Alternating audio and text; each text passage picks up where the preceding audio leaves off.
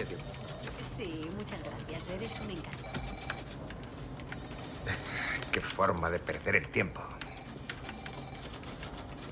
¿Por qué no nos mandaron las nuevas identificaciones por correo? Dígales que es usted demasiado importante para esperar. ¿Está enfadada conmigo? Me mintió usted. ¿Qué?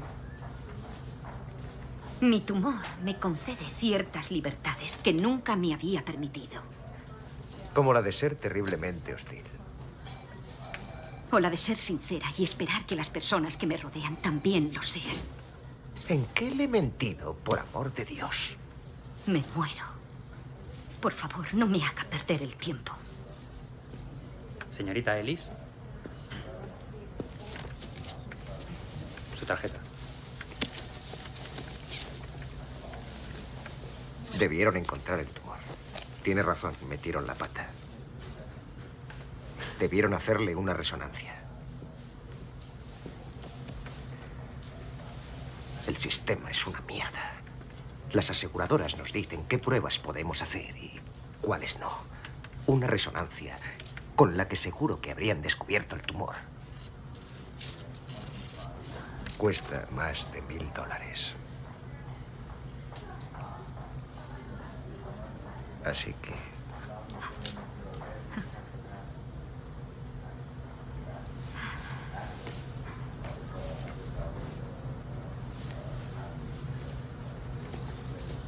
es así.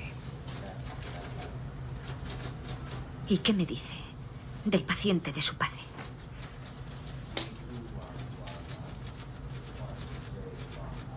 El que se recuperó.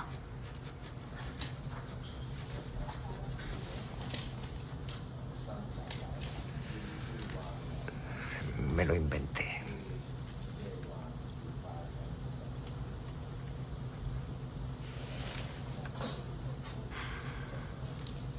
Vaya.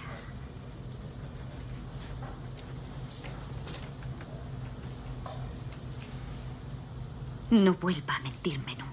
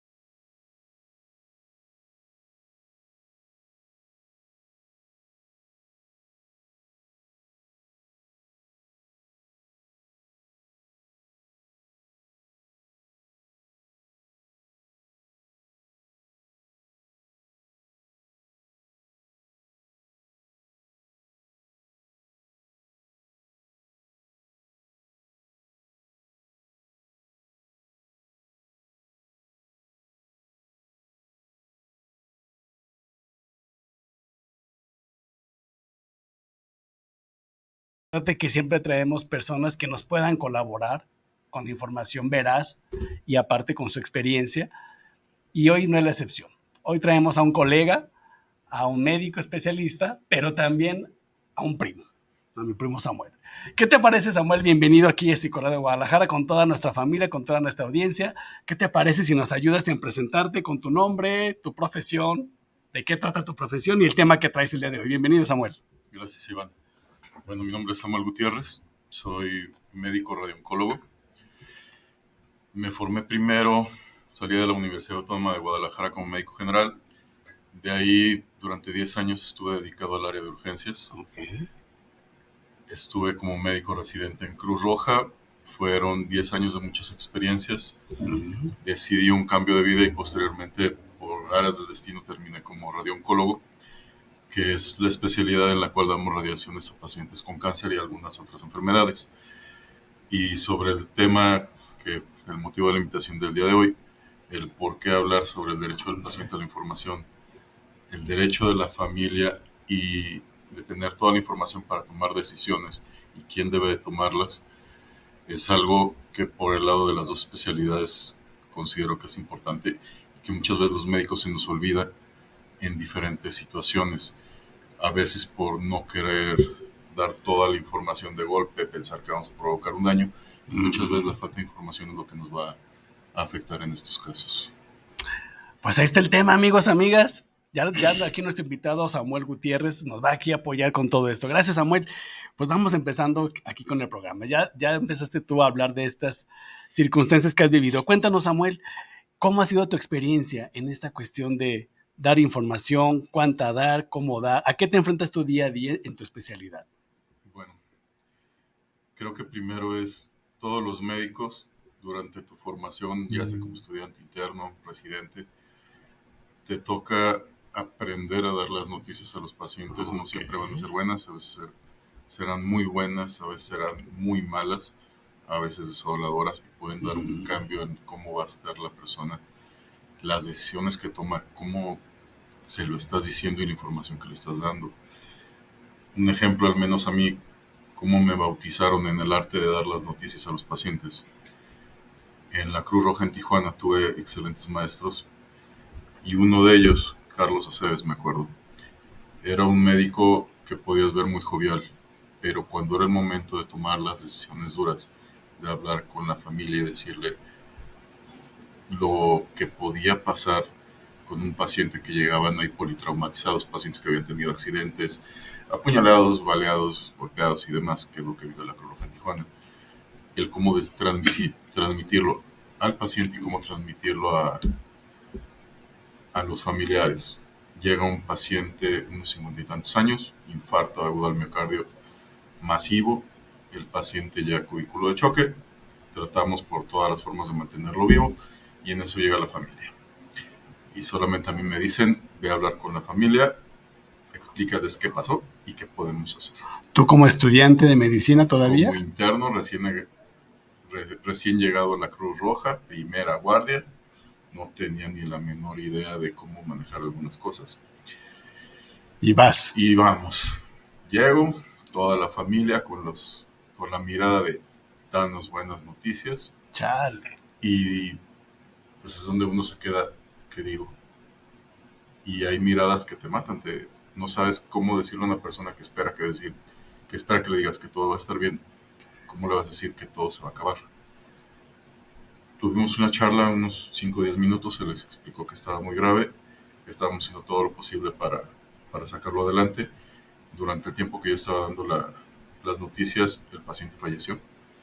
Okay. Por cuestiones, a veces, un poco de tactos, salimos unos momentos de la sala después de darle los informes, se nos informó por otros médicos que ya había fallecido. Volvimos 10, 15 minutos después a explicarles que él ya había fallecido y es donde viene todo el drama del golpe de la noticia para el paciente. Y ese es cuando, para el paciente, para la familia. Uh-huh. Y ahí es donde empieza uno como médico a comprender lo que tus palabras significan para una persona. El tiempo pasa y van llegando diferentes casos y poco a poco vas comprendiendo lo importante que es decirle a alguien qué puede pasar. Un ejemplo que dejó muy claro la importancia de decirle al paciente y decirle a la familia y dejar en claro quién toma las decisiones. siempre debemos de pensar, un adulto toma su decisión, pero en caso de los menores de edad deben ser los padres. Cuando el niño ya tiene un poco más de conocimiento, es válido que el niño también dé su opinión, aunque al final de cuentas el padre es quien va a el decidir, tutor ¿no? va a decidir.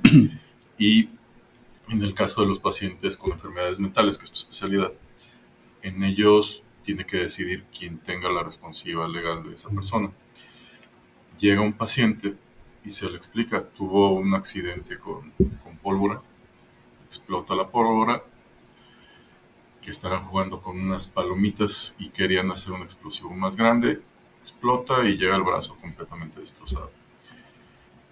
El paciente menor de edad, 16 años, y pues llega el cirujano plástico y se les dice claramente, tenemos estas opciones, se puede amputar directamente, el brazo está totalmente destrozado, o nos podemos aventar a una cirugía que a lo mejor me voy a echar 2 horas y me doy por vencido, o a lo mejor me avento 10, 12 horas tratando de reconstruirlo. El cirujano era el doctor Gutiérrez, justamente, venía entrenado de Israel durante el conflicto bélico, y al paciente se le dijo, ¿qué quieres? ¿Qué quieres? Y se le explicó claramente. El paciente estaba consciente, El paciente estaba consciente y él nada más volteaba y veía el brazo, estaba chocado. Híjole. Pero tomando la edad y la situación que tenía, es la pérdida de una extremidad a una edad muy pronta. Uno de los padres decía, pues córteselo. Es bien fácil, nada más córteselo bien. Y con eso se acaba, y con eso acaba el problema. El otro de los padres, no quiero. Yo quiero que mi hijo tenga su extremidad. El niño, porque realmente todavía era un niño, adolescente, se le explicó todo y él ya en el momento en que tomó un poco más de conciencia, él lo dijo, es que ¿a qué le pego? ¿Me van a poner un garfio? Él ya estaba pensando como caricatura, si le ponían una prótesis. Y él dijo, es que yo quiero tener mi brazo, hagan lo que tengan que hacer, pedí un milagro. No recuerdo cuántas horas fueron, solamente recuerdo que empezaba apenas el turno de la noche y salimos ya cerca de la salida del turno de la mañana. O sea, ya del amanecer. Han de haber sido unas 6-8 horas de cirugía, con microscopio. Fue una obra de arte lo que hizo el cirujano plástico. Salió, el niño tuvo varias situaciones durante el periodo de recuperación. Se infectó, se inflamó, fue todo un viacrucis. Finalmente, de una u otra forma, el brazo quedó reconstruido. No era la función completa, pero con terapia y probablemente con algún aditamento ortopédico iba a tener una función a futuro. Se conservó la extremidad finalmente, conservó la extremidad con sus limitaciones, pero la tenía. El niño pues realmente quedó satisfecho dentro de todo lo que cabe. Conflicto entre padres todavía dentro de las consultas, porque un padre pues decía, yo para qué voy a estar lidiando con estas situaciones, me da flojera, ya córtenselo, mientras que el otro padre pues me parece que después tuvieron alguna situación familiar de separación, no lo sé, pero ya era, cada consulta era peor las situaciones entre los padres.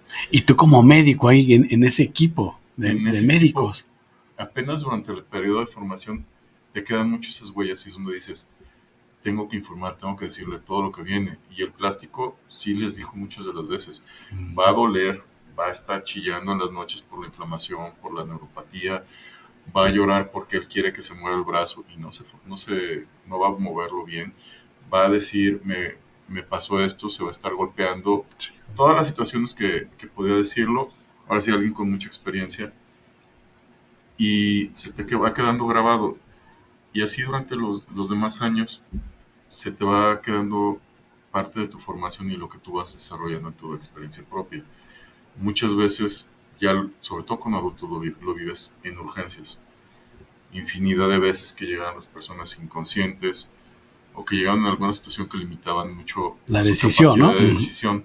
Tú como médico pues tomas la tutela, por así decirlo, del paciente y tomas o buscas lo mejor para ese paciente. Llegan los familiares y es donde empiezan los conflictos. Llega un hombre, llega la esposa, yo quiero esto. llega el papá, yo quiero el otro, llega la mamá, yo quiero otra cosa, y a lo mejor llegan los hijos que ya son adultos o alguna situación y todo el mundo te está diciendo, quiero que hagas lo que yo decido. ¿Y el paciente? Y ahí el paciente inconsciente dices, pues voy a hacer lo mejor posible pensando lo que considero para el paciente, no por darle el gusto a los familiares. Y eso muchas veces te crea el conflicto. Yo no voy a pagar, yo no voy a estar, yo no voy a firmar la responsiva. Y ahí es donde ya empiezan a entrar otros conflictos. Un ejemplo, llega una paciente joven, sangrando, había tenido un aborto espontáneo, 20 y tantos años. Ella pertenecía a cierta religión que no permite las transfusiones. Sí. Y se le dijo muy claro, estás mal, te estás chocando y necesitamos transfundirte no uno ni dos, varios paquetes de sangre por todas las pérdidas que has tenido. Porque tu vida está en riesgo. Porque tu vida está en riesgo y creas el conflicto. Llegan los padres muy religiosos, a mi hija no le van a poner nada. Ella, si lo hacen, ya no va a ser hija de Dios. Ya. Y la paciente, doctor, póngame lo que me tenga que poner. Okay. Y vas creando el conflicto de que el papá se te pone al brinco, te quiere golpear, te quiere agredir.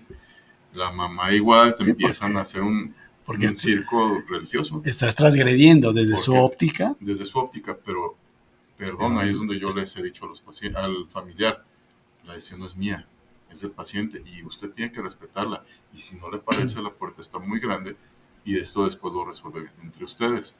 Pero mi obligación como médico es, primero, no provocar un daño, que es el juramento hipocrático, buscar lo mejor para el paciente y cumplir con el paciente lo mejor para su salud en lo que yo le puedo ofrecer. Y situaciones de esas te van ayudando a tomar las decisiones. Con esta persona se transfunde, sale viva, afortunadamente.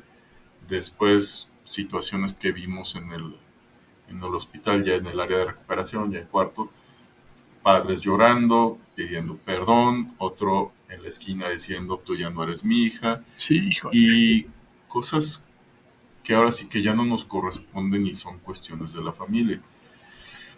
Eso por el lado de urgencias. Y ya en tu especialidad, ¿a qué te has enfrentado? Y ya en la cuestión de oncología, ya llegando acá, ves una visión diferente. En urgencias tomas decisiones rápidas. El momento, ¿no? Al momento no preguntas. No siempre vas a tener un familiar. El paciente llega en mal estado. No sabes ni el nombre, ni la edad, ni nada. Haces lo que sea. O es traído por una ambulancia, es traído por personal paramédico. Quien sea, o alguien que se lo encontró en la calle. Tomas tus decisiones y las haces al momento. Y después te juzgan. Y ahí es mucho basado en medicina legal. ¿Qué va a pasar? Si el paciente se murió, pues no va a ser la familia, va a llegar un abogado, va a llegar el legista, va a llegar el Ministerio Público y doctor, ¿qué hizo? Yo hice esto, traté de sacarlo adelante, no salió, sí salió, la situación que se dé. Cuando ya pasó al área de oncología, mucha gente llega y dice, no, es la especialidad para decirle, pues todo vas a perder, se te van a morir todos los pacientes. De estudiante yo sinceramente alguna vez lo llegué a pensar, porque no hay información. Ya estando aquí, pues ves que es un mundo diferente. Muchísimos de los tumores, muchos de los cánceres son tratados, se puede controlar la enfermedad. Ya no decimos curación, porque la gente se deja de atender y luego aparece con alguna recurrencia, pero hay pacientes que tienen 20, 30, 40 años en seguimiento y están sin problemas. Libres de cáncer. Libres, ¿no? de cáncer y fallecen por otro motivo. Les llamamos en periodos de vigilancia para nunca quitar el dedo del renglón. Cuando ya estamos acá, es muy común, como en las películas. A mí ya no me haga nada, me voy a morir y ya. O sea que tiene cáncer, el médico se siente Dios y le dice, vas a vivir 3 meses. El paciente hace todo tipo de situaciones que a veces son increíbles. Venden casa, venden cosas, se dan la vida que nunca se dieron en 2 meses, 3 meses. Y sorpresa, el paciente sigue vivo después. Y muchas veces todo en base a la información que le estás dando. O a lo mejor la persona creía, ¿sabes qué? Yo creí que iba a seguir bien, que iba a salir bien toda la enfermedad, doctor. Usted me dijo que me iban a operar, me iban a dar quimio, radiaciones, y yo iba a salir bien. Y el tumor no está respondiendo y me estoy muriendo y ya me cortaron una extremidad o me quitaron algún órgano. Estoy ahora, necesito diálisis, necesito alguna otra situación. Y usted nunca me platicó de toda esta situación. O sea, usted no me dijo todos estos alcances de la enfermedad. Así es. Entonces, ya cuando estás de este lado y a lo mejor con la experiencia previa, aprendes a decir las cosas directo. A veces tienes que ser un poco crudo y decirle al paciente dónde está realmente parado para que tome las decisiones. Muchas veces el paciente viene con conceptos de la televisión, de la película, del internet, Claro. del doctor Google. Es una maravilla para darles malas ideas a los pacientes. San Y- Google, dicen otros, ¿no? Exacto. Entonces llegan y doctor, ¿sabe qué? Cáncer de próstata, veo muchísimo de ellos. Doctor, me dijeron que yo tengo que tomar té de guanábana, té de hojas de guanábana con hojas de esta cosa y algún Con- preparado de algún De una algún víbora de mercado. cascabel, ¿no? alacranes negros y de lo que se te ocurra. Y me dijeron pues que con eso me iba a curar porque usted lo que me va a hacer no me va a servir de nada, me va a quemar todo con las radiaciones. Si me operan pues voy a quedar con impotencia sexual y si me hacen esto, si me dan el medicamento que dice para la cuestión hormonal, pues yo ya no me siento hombre, yo ya no le funciona a mi mujer y ya no quiero nada. Y ahí es donde tienes que entrar como médico y decirle, primero, A ver. perdone, pero se supone que para eso estudiamos nosotros. Esa es tu carrera de medicina, hago una especialidad y he dedicado más de 10 años de mi vida para simplemente estar aquí sentado y explicarle qué tengo que hacer. Si usted le va a creer al de la tiendita, o a su comadre, o a su compadre, O a San Google. o a San Google, qué es A lo que San va a Google. pasar, pues perdone, mejor vaya y busque la atención con ellos. Sé que suena muy feo como lo estoy diciendo, pero a veces me ayuda para abrir los ojos de los pacientes. O sea, esa información te ha ayudado a que la gente movilice, ¿no? Se Que mueva lo un movilice. poco y, caray. Me dice, no, es que doctor, es que este té me va a curar. Señor, piense esto. Solamente un ejemplo de centro médico del Instituto de Cancerología. Las instalaciones de radioterapia, el valor de esas instalaciones son mayores que la torre completa. Literal. Cuestan muchísimos millones de dólares. Son equipos muy caros y el problema no es nada más tener esos equipos. El mantenimiento es extremadamente caro. Ocupas personal altamente especializado y un promedio de un costo de paciente para una institución pública. Instituto Mexicano del Seguro Social, ISSSTE, Cancerología, etcétera. Un paciente puede costarle al instituto entre $500,000 a $2,000,000 de pesos tranquilamente. Sí, claro. Y es lo que les digo, imagínense, el instituto tendría el plantío más grande de guanábana de todo el mundo para con eso ahorrarse todo lo que hay que gastar en los pacientes. Y ahí es donde la gente se queda como que ya me llamó la atención Como lo que dijo. que este doctor me hace ver las cosas de otra forma, ¿no? Y cada médico va encontrando la forma en decírselo. Y es donde le dice, mire, usted tiene un cáncer de próstata, digamos, se puede tratar con cirugía, se pueden dar radiaciones, son equivalentes las posibilidades. Y si lo operan, tiene estos riesgos, puede haber 50%, 30-50% de discapacidad sexual posterior, pueden quedar con incontinencia, puede tener alguna situación, riesgo de la anestesia, bla, bla, bla, todo eso lo dices. Ok, yo le voy a decir, eso es lo que le vende el que vende ese modelo de carro. Yo vendo otro carro de otra marca, yo le digo lo de radioterapia. Muy similar el porcentaje de que voy a responder al tratamiento. La radioterapia le puede provocar irritación para orinar, le puede provocar un poco de cansancio, diarrea si no lleva la dieta que les indicamos. Y le explicamos todas las demás situaciones. Doctor, pero es que me van a quemar. Señor, no lo voy a quemar. La radiación daña el ADN de las células, le explicamos todo a nivel científico. Tienes que bajarte al nivel del paciente que lo comprenda, porque no puedes ponerte como mucha gente le gusta decir puras palabras rimbombantes y es lo que no debe funcionar. El paciente debe entender en su nivel qué es lo que le vas a hacer. Sí, esto que acabas de decir es bien importante, Samuel, porque luego los médicos y las médicas empezamos el discurso de explicación con base a muchos términos. Y eso realmente, ¿qué tanto? Tú en tu experiencia, ¿qué tanto has visto que aleja a la persona de lo que realmente necesita saber? El paciente nada más se queda parpadeando como la caricatura del coyote, no entendió nada de lo que le dijiste y se quedan así. Cuando tienes médicos que están formando, que nosotros ya pasamos por esa época, internos, residentes, mi especialidad únicamente son residentes. Muchas veces ves cuando van llegando, doctor, señora, le vamos a dar radioterapia, la radioterapia se va a hacer un acelerador lineal, le vamos a dar 50 grays en 25 fracciones, el señor no sabe qué está hablando, y pues le vamos a mandar a hacer una simulación, le toca tal día y demás. El paciente no sabe ni de qué estás hablando. Se pierde, ¿no? En esa información. Señor, le tengo que dar 25 sesiones de radioterapia. La radioterapia hay que hacerle primero una tomografía, que es un estudio para nosotros diseñar un plan de tratamiento, y con eso decimos que quiero tratar, que quiero evitar que reciba la radiación. El área de física médica, que son especialistas en hacer los planes matemáticos y física médica, fíjense. Es cosas extrañas que conoce uno en la especialidad. Ellos diseñan todo un plan de cómo debe recibir el paciente el tratamiento, meten todo el sistema del acelerador lineal, y tenemos técnicos expertos en manejo de aceleradores lineales, ya sea por la vía de técnicos radiólogos que se especializan o técnicos radioterapeutas como tal. El tratamiento, le decimos, lo van a dar los técnicos, usted va a venir, le dan su tratamiento, media hora en lo que viene, lo tratan y se retira, va a llevar una dieta así y asado. Ya durante el tratamiento puede tener estas molestias, vamos llevándolo de la mano. Y doctor, es que me voy a curar, ¿o qué me va a decir? Señor, no le puedo decir qué va a pasar, las posibilidades son buenas, tanto es el porcentaje, vamos buscando que el porcentaje que nos vaya a ir sea el adecuado, y ya le explicas. En otras ocasiones le tienes que decir, ¿sabe qué?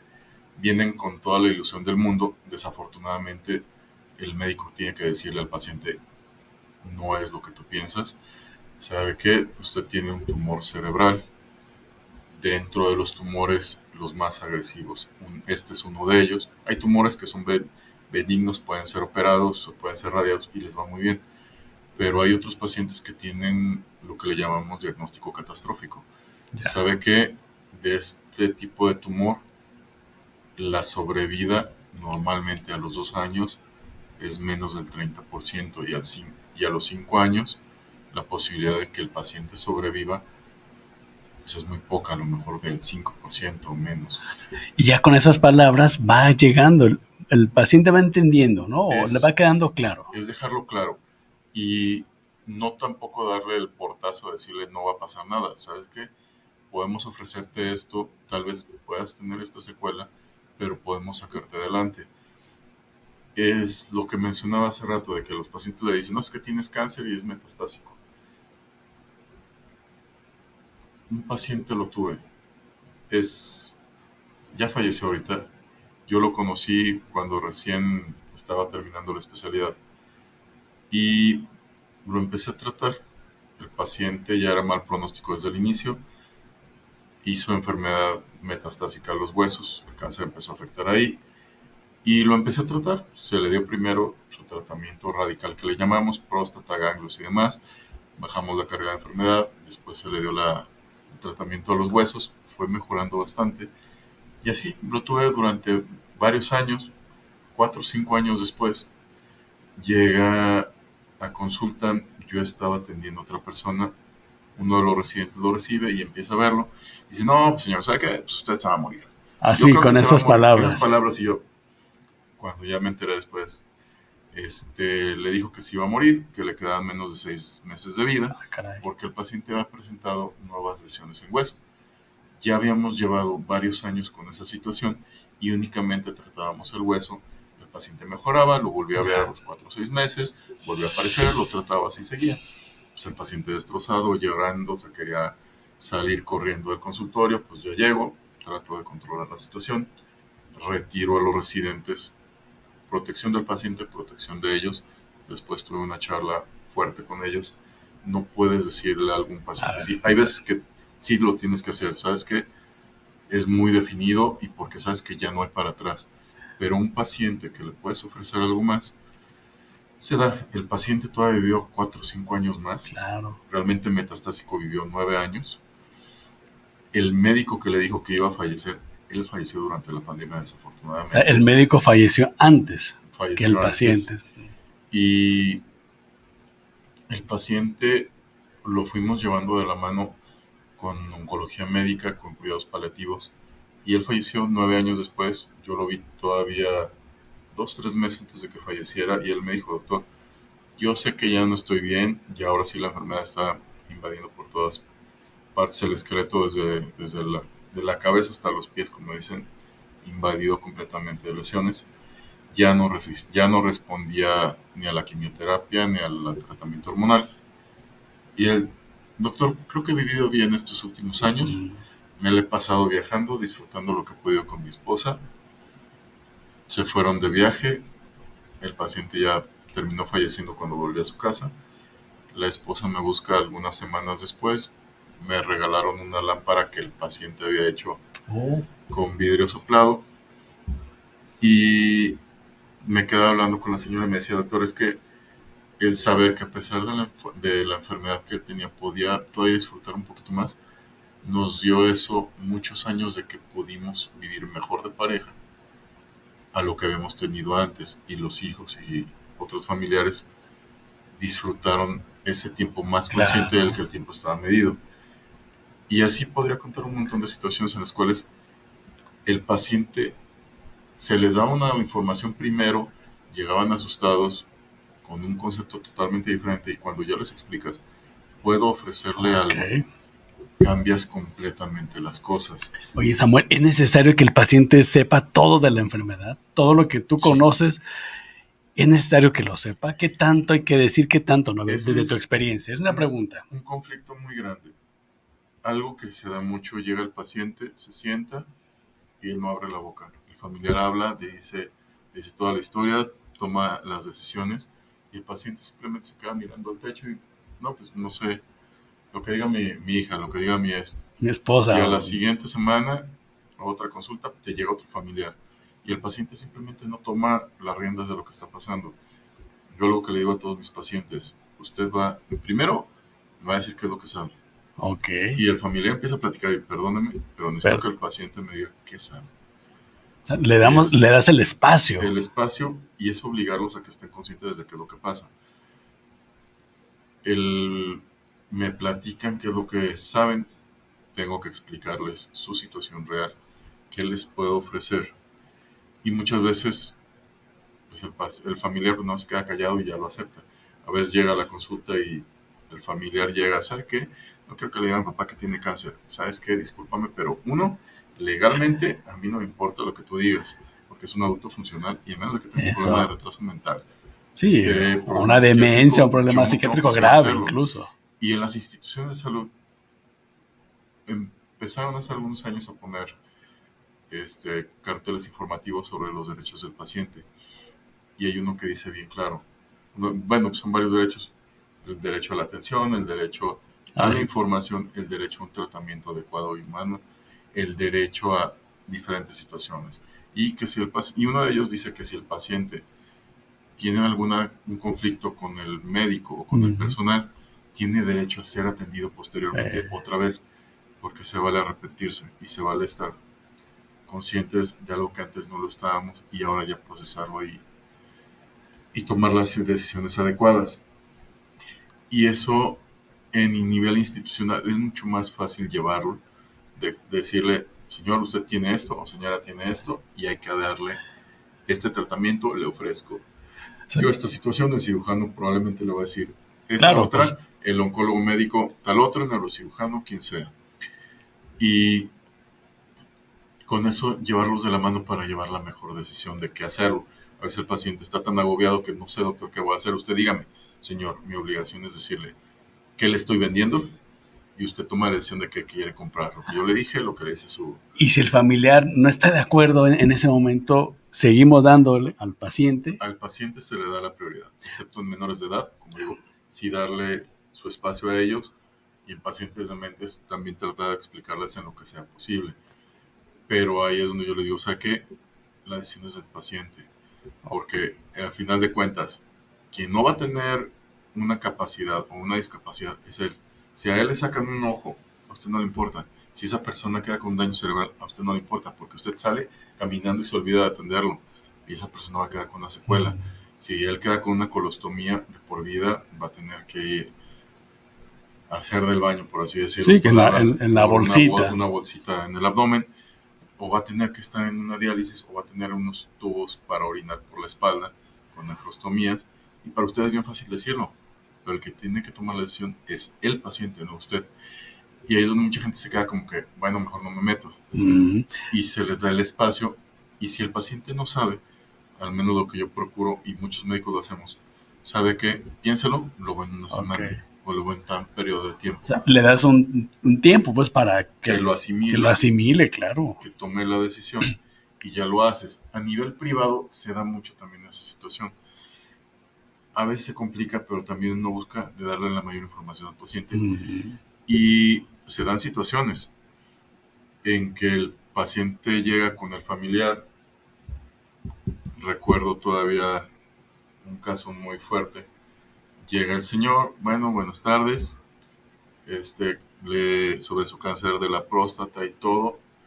Se voltea el paciente, mira al hijo, el hijo pues grande, como de unos 90 y tantos y pesado. No, es que, ¿por qué le dijo que tenía cáncer a mi padre? Él no tiene cáncer. Se empiezan a armar de palabras, se terminaron agarrando a golpes. Y tú... Porque, pues yo ahí, pues me quedo nada más mirando, me salgo y llamo a seguridad. A seguridad, claro. Y tienes que ver la situación. El hijo siempre le escondió al padre que tenía cáncer. Le decía que tenía un problemita de la próstata, pero él tomó las decisiones de que no recibiera ciertos medicamentos. El hijo tomó muchas decisiones que cuando el padre ya estuvo informado dijo, yo nunca quise que pasara esta situación. Fíjate nomás. Y cambia toda la situación. En esos casos es donde se puede ver el caso extremo. Y hay una paciente que nunca se me va a olvidar, una señora ya grande, 80 y tantos años, un cáncer de vejiga. La vemos y ya tengo que hablar, decirle, señora, tu cáncer ya progresó, tengo esta situación, y los familiares que no le diga que tiene cáncer. Y la señora se me voltea, me agarra de la pierna, porque estábamos sentados muy cerca, porque la acaba de revisar. Y dice, doctor, ay, mi hijo, no voy a decir la palabra porque está en radio, pero mi hijo empieza con P. Él cree que estoy bien tonta. Déjelo que esté en su fantasía. Ya sé que tengo cáncer. Vengo con un oncólogo. Me llevan con el oncólogo médico. Estoy aquí con pura gente que tiene cáncer. Doctor, ya sé que tengo cáncer, pero déjelo en mi hijo que siga en su fantasía que su mamá no tiene cáncer. Pero fíjate, o sea, qué interesante esta petición de la señora, ¿no? De una manera u otra, sígueme dándome información y deja que mi familia... Sí, y con el hijo ahí enfrente. Piensa otra cosa. Donde te vas quedando, te van creando muchas situaciones y experiencias que dices, el familiar en su fantasía, claro, cree que el paciente no está consciente de su enfermedad. Y que no debería de saber, ¿no? Y ahí es donde muchas veces me dicen, entra el paciente y no quiero que entre mi familiar. O yo les digo, ¿quiere que se quede aquí su familiar? O el familiar empieza a ponerse en un tono agresivo, alguna situación que incomoda. ¿Sabe qué, señora? O sabe qué, señor, perdóneme, el paciente es él. Si a usted no le parece, por favor, retírese. Fíjate, precisamente eso es lo que quiero aquí comentarte. Nos están preguntando, bueno, primeramente quiero recordar que estamos aquí hablando del derecho a saber, el derecho a conocer la información sobre mi salud para tomar decisiones con el invitado Samuel Gutiérrez Batis, médico radiooncólogo. Fíjate, Samuel, aquí nos mandan saludos. Manuel Rojas manda muchos saludos al programa. Gracias, Manuel. Cada martes te esperamos 8 en punto por Psicoradio Guadalajara. Francisco Vélez también desde Zapopan Centro. Saludos al invitado presente el día de hoy. Nos preguntan, Samuel, ¿cuándo se considera que la información que se dio fue la óptima o fue la adecuada? ¿Cómo te das cuenta que lo que informaste fue adecuado? Tú como médico, ¿no? En tu capacidad de médico, que el paciente entiende dónde está parado, que entiende que tiene un cáncer, que tiene diabetes, que tiene presión alta, la enfermedad que sea, que el paciente entienda, estoy enfermo de esto. El proceso de concientizarse y todos los cambios que van a llevar a su vida, sobre eso lo vas a ir viendo sobre el camino. Pero sabes que el paciente lo comprendió porque empiezas a ver cambios. Y eso. El paciente diabético que llegaba obeso, que pesaba 150 kilos. Que no se cuidaba. Que no se cuidaba, que llegaba con todas las piernas con un Hinchadas, diabético, inflamadas. hinchados, rojizas y todo, sabes que empieza a cambiar porque durante el primer año ves que empieza a bajar de peso, ves que le cambia hasta la cara, ya no tiene la retención de líquidos que tenía. El familiar te dice, oiga, mi esposo, quien sea, y ahora está comiendo mejor, ya no se enoja tanto, ya se toma sus pastillas. Es un trabajo arduo y es a nivel de todos los médicos. Probablemente el médico que más la lleva de perder ahí, que tiene que educar pacientes, es el médico familiar. Sí, es el que está. Y es el de primer contacto, el primer probablemente es el más contacto. importante de todos los médicos. Sí, Tiene que educarlo y acompañar al paciente exacto. con todas sus enfermedades, porque para mí es nada más, yo veo cáncer y adiós. Y Pero él ve el endocrinólogo, Él pero ve lo que hace el todo. internista, el neurocirujano, el el oncólogo, cirujano, el psiquiatra, todo. y es acompañar. Sí, fíjate, qué interesante palabra, acompañar al paciente en esta forma de darle información. Ana María Sánchez también manda muchos saludos al programa por tener estos temas. Nunca habíamos tocado este tema, Samuel, y la verdad es que fue muy grato que que estés aquí con nosotros. Eduardo Morales, saludos al programa. Esta información que se da a los pacientes, ¿en qué momento se les debe de proporcionar? Desde un inicio. Cuando hay varios momentos del médico donde recibes al paciente. Cuando llega el paciente y no tiene ni la menor idea de qué está pasando, ¿sabe qué, doctor? Estoy muy cansado, estoy vomitando, estoy mareado, camino de ladito, ¿sabe qué? Mi familiar está comportándose extraño. Y es como médico abordas, es el primer contacto. Yo tengo que abordar y decir, ¿sabes qué?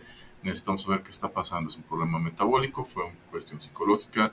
Todas las posibilidades. Claro. Abordas y encuentras un diagnóstico, y ahí es donde como médico debes de tener la humildad de decir, me corresponde a mí tratar al paciente o empezar a darle información, y tú decirle, ¿sabes qué? Encontré un problema que no me gusta este estudio, necesito que te vea el neumólogo, el neurocirujano, quien sea.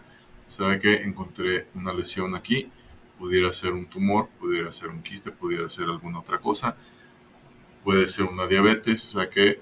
Pareciera que su páncreas no está funcionando, necesito que lo vea el internista, y cada médico le debe ir dando la información a su nivel. Yo, a mí, si me llega alguien con un problema y me dicen, ¿sabe qué? Es que tiene esquizofrenia. ¿Sabes qué? Tengo idea, porque me acuerdo que lo vi el DSM-4, el DSM-5 en la facultad, pero yo no soy psiquiatra. Y yo lo que digo, ¿sabe qué? Necesito que lo vea el psiquiatra, que le diga qué necesita dar, y él va a tratarlo. Que él puede tener estas situaciones de lo que yo recuerdo, pero necesita un especialista en eso. Sí, claro. O sea, realmente, desde un inicio en que tú consideras que eres el médico para ese momento, tienes que informar, ¿no? Así es. Pau Sardó, muchos saludos. Pau, que también aquí nos espera y nos acompaña cada martes, dice, comenta, siempre es importante decir el diagnóstico para estimular al paciente a que esté positivo. ¿Qué piensas de esto? Se tiene que dar el diagnóstico hasta donde tienes. Por ejemplo, diabetes. Llega la persona y ¿sabes qué? Están alterados los estudios de laboratorio, pero hay que clasificar la diabetes. Es una tipo 1, una tipo 2.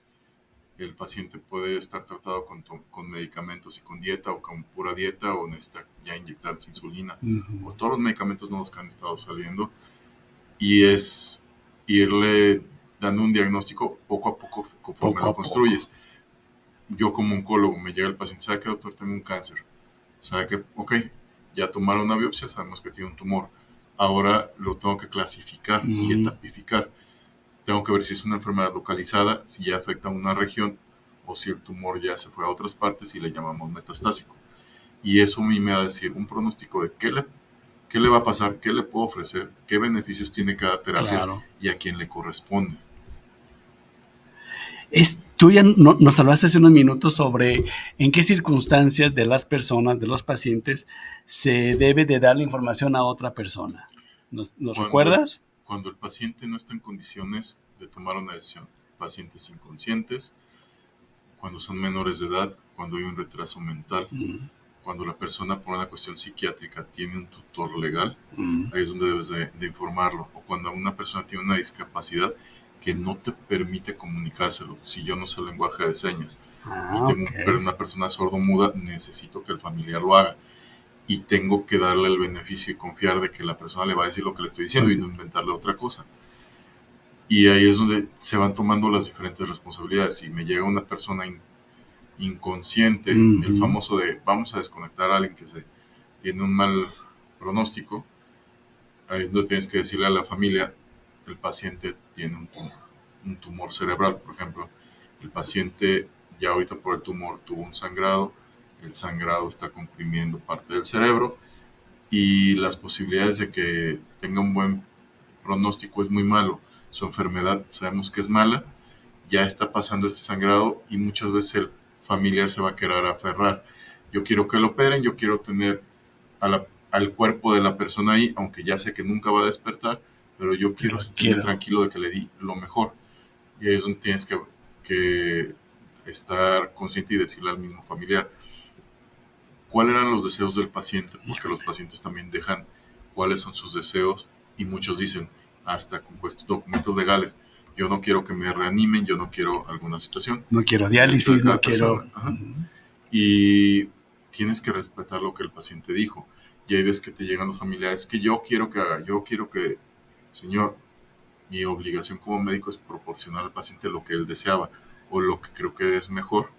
Ya podemos hablarlo con usted, explicarle la situación, pero mi obligación es con el paciente y no cumplir lo que usted quiere, un capricho. Caray, no, pues escenarios muy complejos. Y a veces los médicos también entran en un berrinche que quieren hacer que el paciente se mantenga vivo a pesar de... O que le damos el tratamiento a pesar de que no quiera, ¿no? Y quienes... O que no esté convencido. Pierden la ética y dicen, pues yo te voy a ofrecer un tratamiento, va a estar mejor y todo, y tú sabes que ese paciente no creo ni siquiera que pase la noche, tiene un mal pronóstico, y le ofreces un tratamiento que implica un desgaste económico, personal y psicológico para la familia y que van a hacer hasta lo imposible por tratar de darle eso en una esperanza falsa de que no. Ahí es por eso también el médico debe de ser muy consciente y decirle, esto es para bien y no extender un sufrimiento de un paciente o algo que le va a provocar un daño. Se va a ofrecer esto, pero hasta aquí, ¿no? Hasta aquí se va a llegar. Julisa Ramírez, un abrazote. Julie dice, buenas noches. Si tenemos un paciente con una enfermedad mental grave y persistente, que tenga graves errores de juicio, ¿quién toma las decisiones? Su tutor legal. Para no vulnerar derechos. Su tutor legal. Si lo tiene y si no lo tiene, o si tú no sabes que lo tenga. En esas situaciones se ve con trabajo social, para que ellos nos ayuden a investigar quién tendría la responsiva en esos casos. Okay. Es parte del trabajo de ellos para que nos ayuden a decir quién va a tomar las decisiones. Muchas veces llega, si la persona tenía una cuestión mental o una persona divorciada, me ha llegado a tocar, aparecen las dos, la expareja y la pareja. Caray, sí, y cada uno quiere tomar una decisión. ¿Tú ¿a quién le hago caso? ¿A la pareja o a la ex esposa? Y hay situaciones en que la expareja tiene los derechos legales porque la persona confía más en ella a que en su nueva pareja. Cuestiones ya extremas. No, pero sí, ¿qué sucede? Ahí es donde tienes que decirle al trabajo social que te ayude. Cuando ya es un caso médico legal, hablarle al Ministerio Público y que ellos determinen quién lleva la responsiva. Cuando es un menor de edad, hay procesos complejos porque el niño se considera un bien de la nación. Ajá, sí. Si el padre dentro de sus ideas va a provocar un daño al menor, ahí es donde tú tienes que ver con trabajo social y con las autoridades que correspondan para que tomen las decisiones adecuadas. Híjole, como se dan cuenta, amigos, es complejo los escenarios a los que se enfrentan al momento de proveer una información que más allá de la ley, que obviamente está implícito, es el deber también de los médicos, ¿no? Muchos saludos a Isela Cervantes, también un saludote a Liz Lamas, que nos sigue cada martes aquí con nosotros, Carla Muñoz, Ricardo Gutiérrez Limón, Julie Palomino, saludos a ambos médicos, aquí tenemos saludos. Oye, Samuel, también aquí tenemos saludos por parte de Alma Dávila y de Fernando Rosales, saludos y una felicitación por su tema que están teniendo con el doctor Samuel. Gracias. A Fernando Rosales. Samuel, los temas de la información, de proveerla, de darla, pues siempre son motivo de escenarios complejos, ¿no? Como tú nos acabas de decir. Nosotros aquí en Psicorradio de Guadalajara también siempre buscamos la manera que nuestra audiencia tenga esta información expedida por ustedes y que aparte nos apoyes con algún mensaje en claro que tú quieras hacer llegar a toda la audiencia. ¿Qué mensaje quieres tú transmitir a todos los que nos han acompañado en estos casi 50 minutos sobre este tema? Primero, siempre lo que le digo a los pacientes y a familiares y amistades, tienes que tomar la decisión de qué tan serio quieres ser respecto a tu tratamiento y responsable sobre el mismo. Y que estés consciente de tu enfermedad. Busca a alguien que sepa. No porque me lo platicaron bonito, porque me cae mejor, porque X. Sí es bueno que haya la compatibilidad con la persona que te va a atender, pero hay que ir con alguien responsable. No que te vaya a dar lo que tú quieras escuchar, que te diga lo que debes escuchar. Es importante estar conscientes de que uno va a que le expliquen lo que no comprende. Si vas con un médico especialista, confía en lo que te está diciendo, Eso, a ¿no? eso se dedica. Exacto. Y es válido tener una segunda opinión. Los mismos médicos, todos estamos con diferentes niveles de opinión y es válido porque es lo que permite que la medicina avance a futuro, y hay quienes van a retar lo que está escrito y nos dan nuevas opciones. Pero hay corrientes generales que nos pueden ayudar para tomar buenas decisiones, estar informados. Si el médico que me lo dijo no me convence, Claro. veo una segunda opción. Una segunda opinión. Buscar en sitios especializados información, no agarrar el Google y buscarlo como tal. Existen muchísimos sitios serios. Del MD Anderson, por ejemplo, hay guías en Barcelona, hay en todas partes, en diferentes idiomas, videos que los mismos hospitales hacen, Claro. para darte una idea a tu nivel de qué es lo que te está pasando y qué te puede ofrecer tu médico. Y cuando ya tomes la decisión, se vale pedir tanto el apoyo del médico como de tu familia, pero al final de cuentas la decisión debe ser del paciente, no la decisión de alguien que no va a llevar todas las consecuencias de lo que puede implicar un tratamiento médico y que simplemente se va a lavar las manos y tú te vas a quedar con una decisión que no era la adecuada solamente porque no tuviste la cordura o las ganas de tomar tu responsabilidad como paciente para hacer lo mejor para ti. Esto me parece muy importante, Samuel, porque, saben, hay que acercarse a los profesionistas, a los expertos, a las expertas, y no dejarnos llevar por lo que escucho en cualquier lado, ¿no? Hay que buscar opiniones, y una opinión, como tú dices, no te convence, no te quedó claro, sigue preguntando o acércate a otra opinión. Siempre es válido, y más en situaciones tan complejas, ¿no? O situaciones que van a requerir decisiones.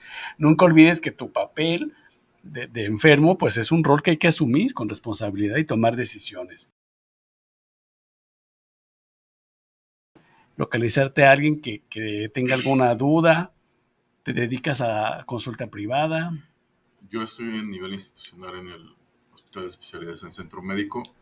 Ahora sí, ahí llegan, de acuerdo al sistema, por derivación. Ya llegan. Quien debe de llegar llega con nosotros. En lo particular estoy principalmente en una clínica de radioterapia, es Clínica de Radioterapia de Guadalajara, está sobre Avenida México. Mi teléfono, ya para un contacto directo, normalmente yo manejo mi agenda, es 333-815-1633, y con mucho gusto puedo resolver cualquier situación en pacientes con cáncer que ameritaran la valoración de radioterapia, y con mucho gusto orientarlos en lo que se pueda hacer en su enfermedad. 333 815-1633. Pues ahí está, amigos, amigas, ya tenemos aquí los datos. Fíjate que yo tuve la experiencia hace muchos años de trabajar de estar como médico residente de psiquiatría en el INCAN, Ciudad de México, un año. Y la verdad es que trabajar este tipo de problemáticas de salud genera mucho aprendizaje.